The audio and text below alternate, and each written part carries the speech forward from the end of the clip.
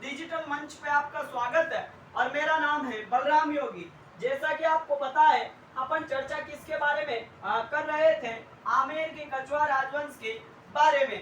तो पिछली क्लास में मैंने आपको भारमल या बिहारी मल के बारे में बताया था कि इन्होंने अपनी जो पुत्री थी हरकाबाई, इसका विवाह अकबर के साथ करवा दिया और ये राजस्थान के इतिहास का पहला मुगल राजपूत विवाह भी था। तो अगले उसी क्रम में जो आमेर के शासक हैं उनका नाम है भगवंत दास। कौन है? भगवंत दास। अगले आमेर के शासक कौन है? भगवंत दास। तो इनको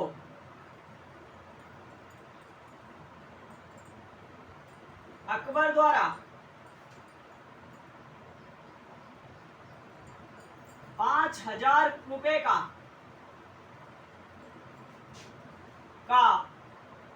मनसब प्राप्त हुआ। अब आपके दिमाग में एक प्रश्न उठ रहा होगा तो सर ये मनसब क्या है? तो मनसब एक प्रकार का सम्मान था। इस जैसे पहले जागीरें प्रदान की जाती थी, उसी के साथ में ये मनसब भी, कहने का मतलब सम्मान भी प्रदान किया जाता था। तो अकबर के द्वारा भगवंत दास को 5,000 का मनसब प्राप्त हुआ था। उसके अलावा महाराणा प्रताप को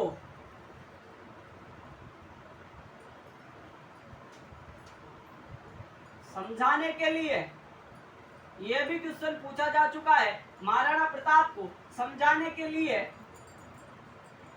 इनको तीसरे शिष्टमंडल में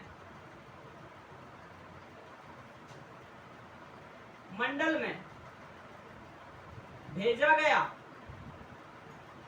कहने का मतलब अकबर के द्वारा महाराणा प्रताप को समझाने के लिए 4 शिष्टमंडल भेजे गए थे, जिसमें से तीसरे शिष्टमंडल में आमेर के भगवंत दास गए थे।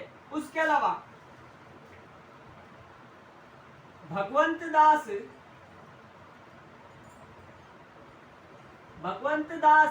के कहने पर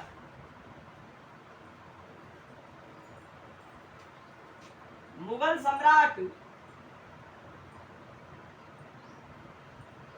सम्राट अकबर ने फतेहपुर सीकरी में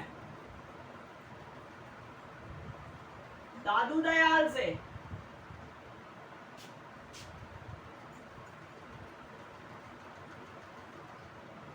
भेंट की। कहने का मतलब, भेंट का मतलब मुलाकात की।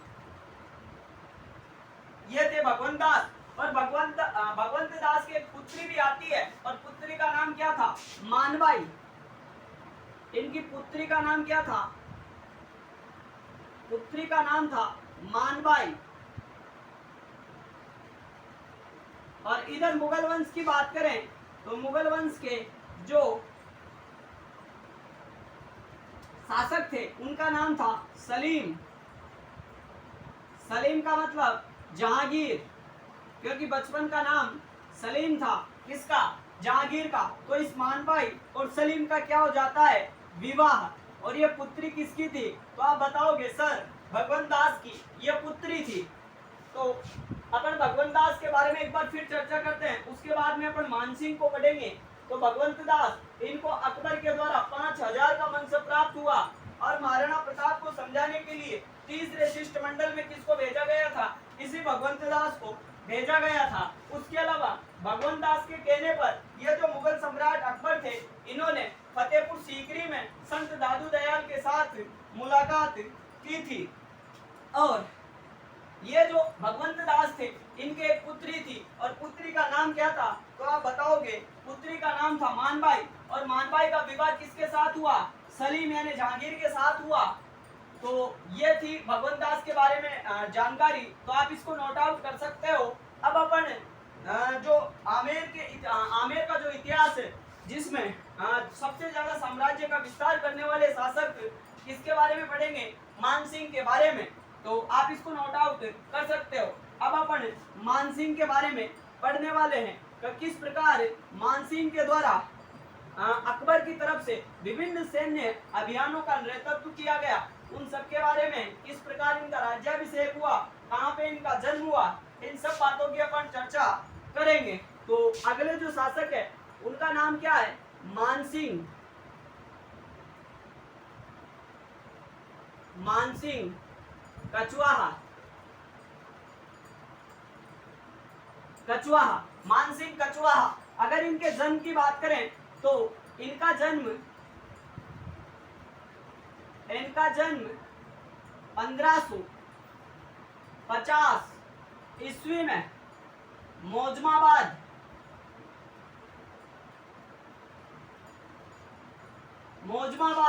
सांबर जयपुर में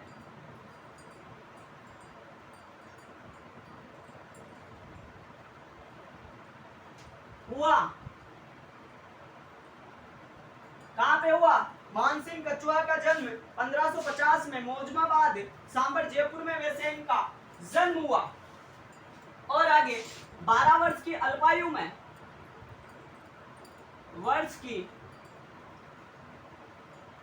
अवस्था में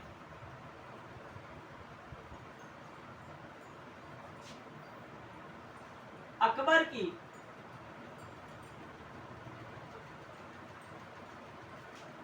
सेवा में चले गए। 12 वर्ष की अल्पायु में अकबर की सेवा में ये चले गए थे। अकबर द्वारा इनको 7,000 रुपए का मनसब का मतलब सम्मान प्राप्त हुआ।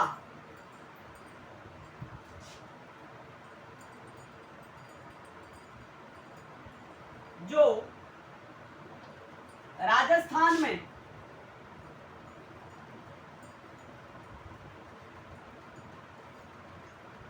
सर्वाधिक था।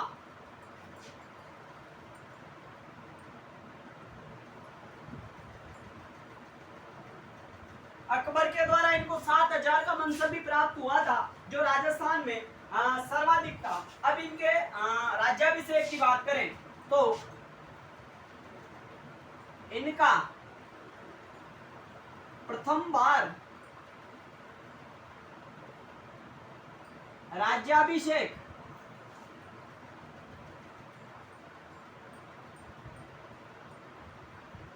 इनका पहली बार राज्याभिषेक 1589 को ईस्वी को बिहार में हुआ।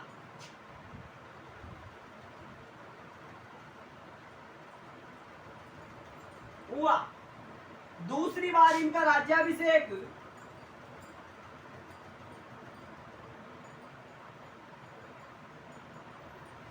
इनका राज्याभिषेक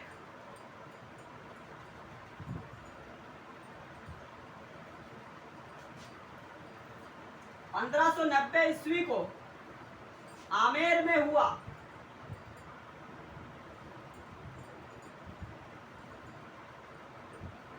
पहली बार इनका राज्याभिषेक 1589 को बिहार में, दूसरी बार इनका राज्याभिषेक 1590 को आमेर जयपुर में हुआ था। और अकबर के द्वारा इनको एक उपाधि भी प्रदान की गई, उस उपाधि की भी चर्चा करते हैं। अकबर द्वारा इनको फरजंद की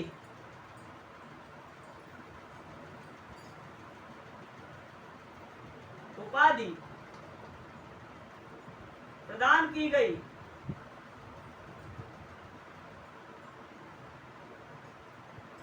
अकबर के द्वारा इनको फरजंद की उपाधि भी प्रदान की गई थी। उसके अलावा अपन इनके सैन्य अभियानों की भी बात करेंगे।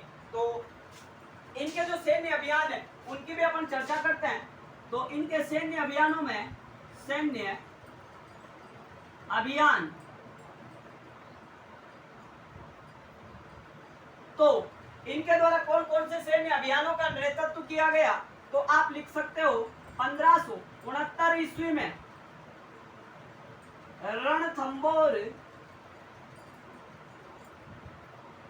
रणथंबोर के सुरजन हाडा के विरुद्ध,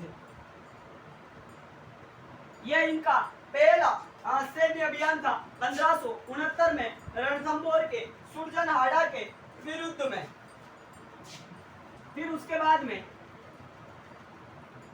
1572 में गुजरात के शासक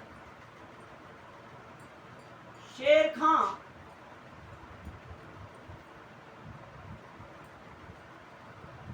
के विरुद्ध, उसके अलावा 1573 में ईस्वी में डूंगरपुर के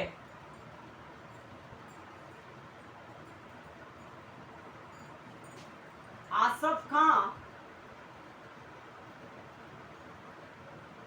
के विरुद्ध, और 1576 में हल्दी घाटी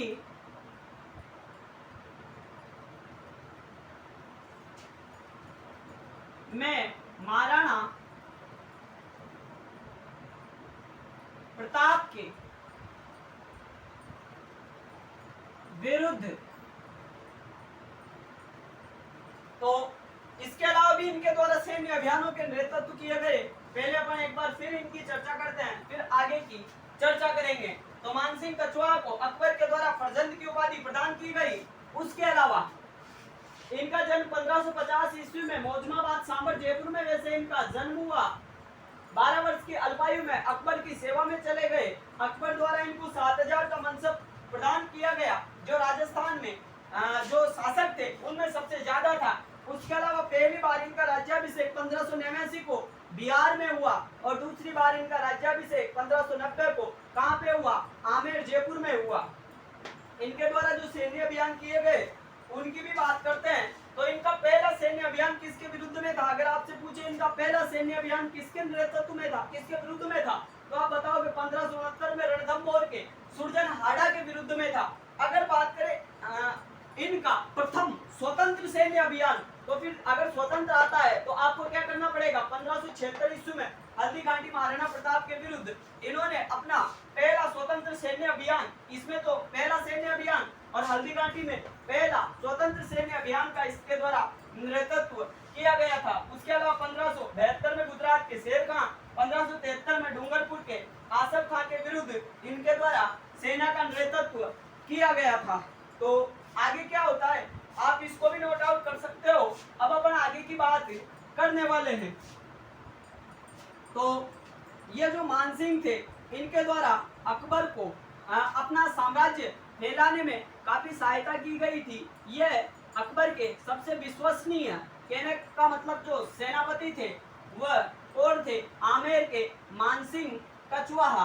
तो मैंने अभी तक आपको ये बताया है कि 1576 में हल्दी घाटी में महाराणा प्रताप के विरुद्ध इनके द्वारा सेना का नेतृत्व किया गया था।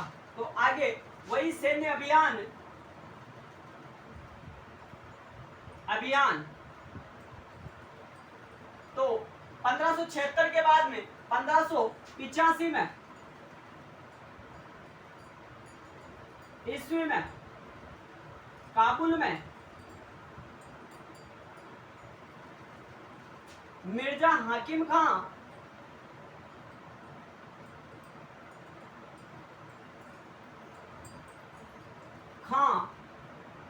के विरुद्ध, और 1587 की बात करें, 1587 ईस्वी में बिहार के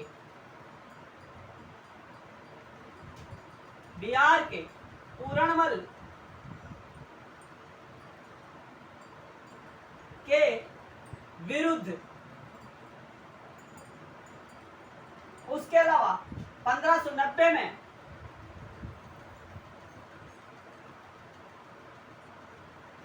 ईस्वी में उड़ीसा के निसार खां के विरुद्ध, और लास्ट में 1594 ईस्वी में बंगाल के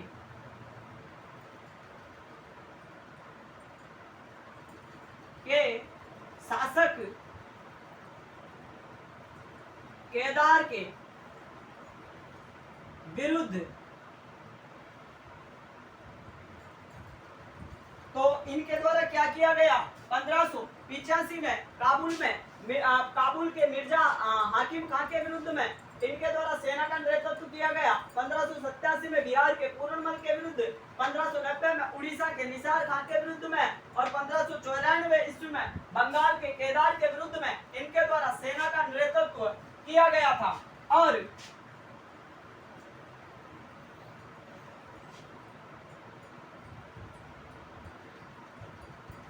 इस युद्ध के दौरान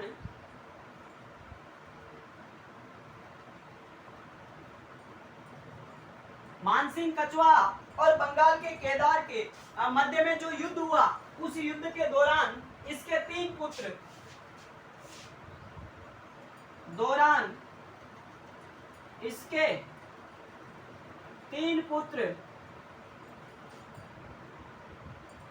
पुत्रों में बात करें, सुरजन सिंह की,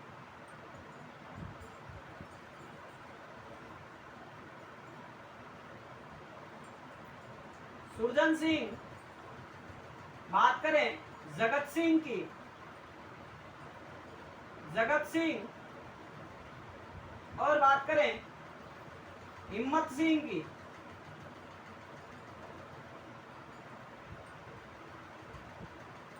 ये वीरगति को प्राप्त हुए, तीनों पुत्र वीरगति को प्राप्त हुए। मेरे कहने का मतलब ये है, बंगाल के केदार को डिफीट करने के चक्कर में, पराजित करने के चक्कर में इसके तीन पुत्र सुरजन सिंह, जगत सिंह और हिम्मत सिंह ये वीरगति को प्राप्त हुए। और ये बता चुका हूं मैं आपको, इसके तीन पुत्र वीरगति को प्राप्त हो गए। फिर मानसिंह कछवा की जो रानी थी, इनकी रानी के नाम की बात करें तो रानी का नाम क्या था? कनकावती। रानी का नाम कनकावती। और इसके द्वारा, इस कनकावती के द्वारा क्या किया गया? इसके द्वारा पुत्र जगत सिंह की याद में आमेर में जगत शिरोमणि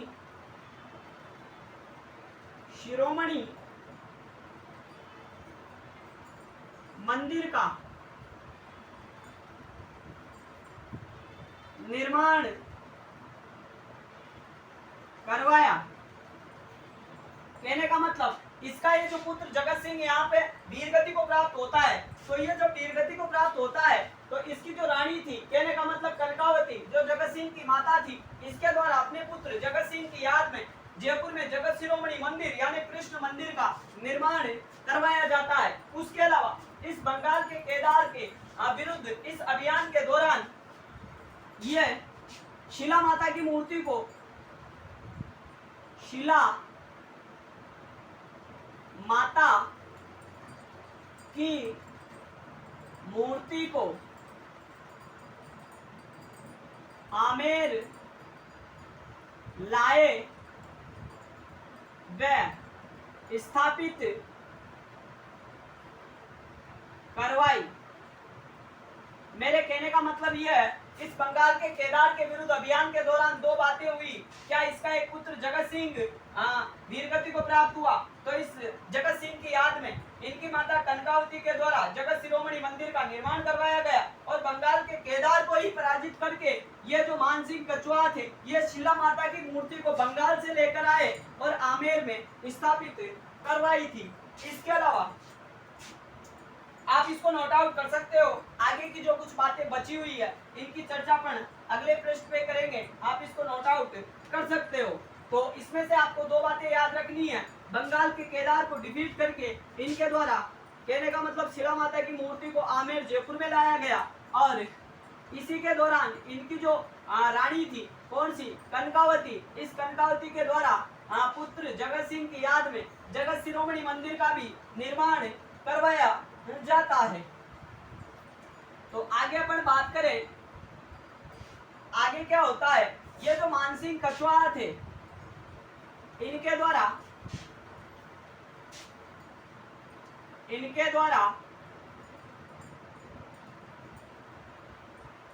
आमेर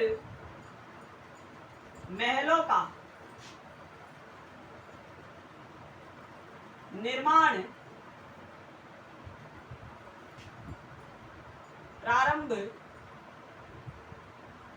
करवाया गया। इन आमेर महलों को वर्तमान स्वरूप महाराजा राम सिंह द्वितीय सेकंड द्वारा दिया गया। उसके अलावा इनके दरबारी विद्वानों की बात करें, दरबारी विद्वान, तो दरबारी विद्वानों में आप क्या बताओगे, दरबारी विद्वानों में आप बताओगे जगन्नाथ, इनके द्वारा कौन सा ग्रंथ लिखा गया, मानसिंह कीर्ति मुक्तावली। उसके अलावा मुरारी दास के द्वारा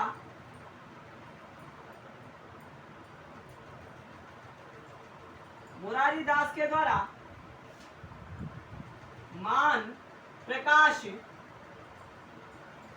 पुस्तक। और बात करें अपन पुंडरीक विट्ठल की, पुंडरीक विट्ठल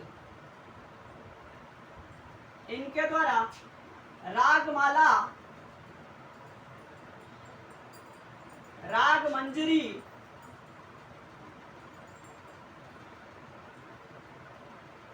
राग चंद्रोदय,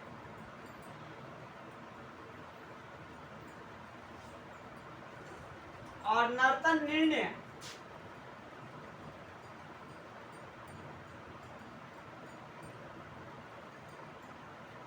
ये ग्रंथ लिखे गए थे। तो मैं आपको क्या बता रहा हूं, मैंने अभी तक आपको बताया है मानसिंह कछुआ। तो मानसिंह कछुआ के द्वारा, इनके द्वारा आमेर महलों का निर्माण प्रारंभ करवाया गया था और इन महलों को वर्तमान स्वरूप राम सिंह सेकंड के द्वारा दिया गया था। उसके अलावा मानसिंह ये जो कछुआ है इनके दरबारी विद्वान थे जगन्नाथ, जिसके द्वारा मानसिंह कीर्ति मुक्तावली ग्रंथ लिखा गया, और थे मुरारी दास, इनके द्वारा मान प्रकाश पुस्तक, और पुंडरीक विट्ठल के द्वारा रागमाला, राग मंजरी, राग चंद्रोदय और नर्तन निर्णय ये नामक ग्रंथ लिखे गए थे। तो अपनी जो अगली क्लास होगी वो किसके बारे में लेंगे अपन, मिर्जा राजा जय सिंह के बारे में, जिनके दरबारी कवि का नाम था बिहारी सतसई, जिसके द्वारा बिहारी सतसई नामक ग्रंथ भी लिखा गया है, जिसमें 714 दोहे हैं। आप इसको नोट आउट कर सकते हो। तो अपनी जो अगली क्लास है उसमें अपन अगले आमेर के कछुआ शासक की बात करेंगे। आज की क्लास और अभी के लिए इतना ही। धन्यवाद, आपका दिन शुभ हो।